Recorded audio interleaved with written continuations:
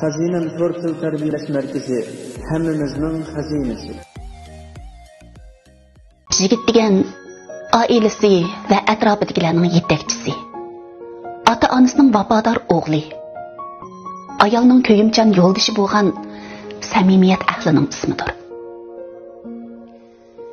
Yigit degan samimiyat va sadoqatni a'lo bilgan, to'g'ri yo'ldan adashmagan, adashtirmagan, erkakligiga mos bo'lmagan ishdan uzoq, tinmas harakati bilan yurtiga barakat bo'lgan bir jasorat ahlining ismidir. Yigit degan atrofidagi har bir qizning kelgusi jamiyatning onalari bo'lmish ulug'liq bobining gul toji ekanligini unutmagan, ularning haqqini yeyishdan qo'rqadigan, ularning sharafini, izzatini qo'g'dashni sharaf bilgan mardlik ahlining ismidir.